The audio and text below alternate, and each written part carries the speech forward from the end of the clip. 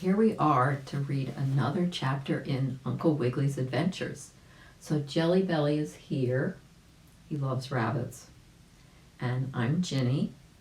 And this is chapter 8, Uncle Wiggily in the Fountain. Well, after the Decoration Day parade and the things that happened in it, such as the pony running away with Jimmy Wibblewobble, Uncle Wiggily Longears thought he would like to go off to some quiet place and rest. You ever been to a parade? Sometimes it's just really, really, really exciting, and then you need to sit down and rest a little bit. Oh, Jelly Belly. Guess he thought he needed to sit down and rest. Here we go. How about that?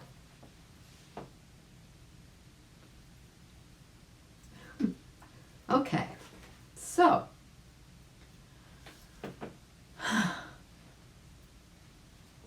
there we are. Oh, can't you come with me?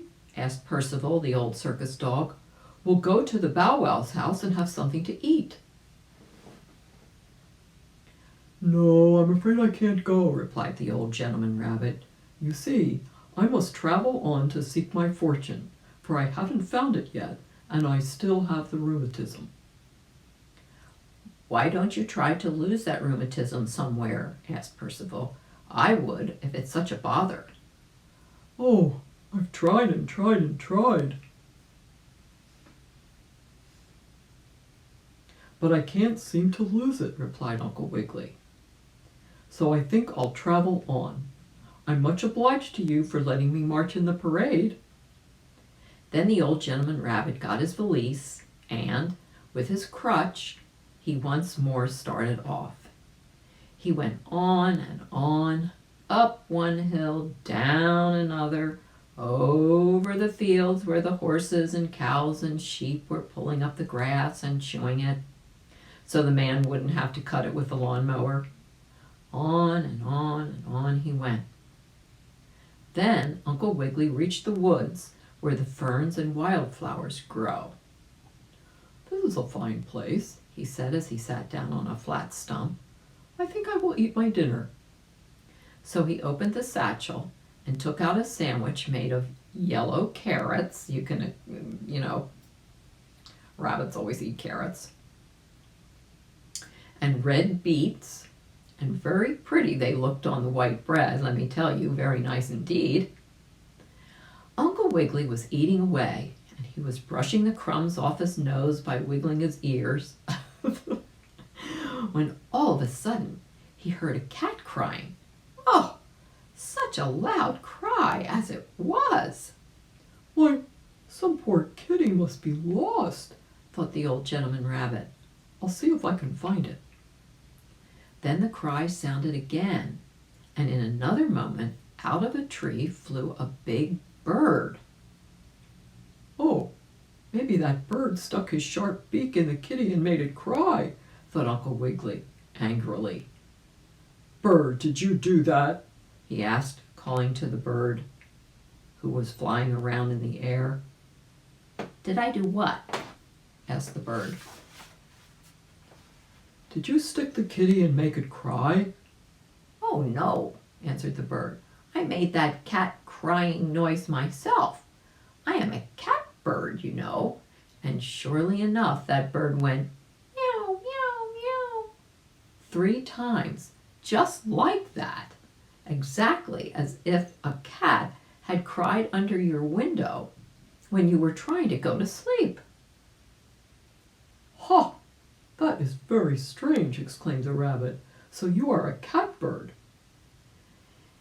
Have you guys ever heard of a catbird? Catbirds are all around Virginia, and they do sound like cats. That's really kind of funny. So the rabbit says, so you are a catbird? Yes, and my little birds are kitty birds, was the answer. I'll show you. So the bird went, meow, meow, meow, again, and a lot of the little birds came flying around, and they all went meow, meow, meow, too, just like kitties. Oh, I tell you, catbirds are unusual. And how they love cherries when they're ripe. I guess they eat them right off the tree. "That is very good crying, little birdies," said Uncle Wiggily, "and I think I'll give you something to eat to pay for it." So he took out from his valise some peanuts that Percival, the circus dog, had given him, and Uncle Wiggily fed them to the cat bird and her kitty birds. "You are very kind," said the mama bird, "and if we ever can do you a favor, we will." And now listen, as the telephone girl says, those birds are going to do Uncle Wiggily a favor in a short time. A very short time indeed. I wonder what that's going to be. Well, after the birds had eaten all the peanuts, they flew away, and Uncle Wiggily started off once more. He hadn't gone very far before he came to a fountain. You know what that is. It's a thing in a park that squirts up water, just like when you fill a rubber ball with milk or lemonade and squeeze it. Only a fountain is bigger, of course. This fountain that Uncle Wiggily came to had no water in it, for it was being cleaned. There was a big basin with a pipe up through the middle, and this was where the water spouted up when it was running. "This is very strange," said Uncle Wiggily, for he had never seen a fountain before. "Perhaps I can find my fortune in here. I'll go look."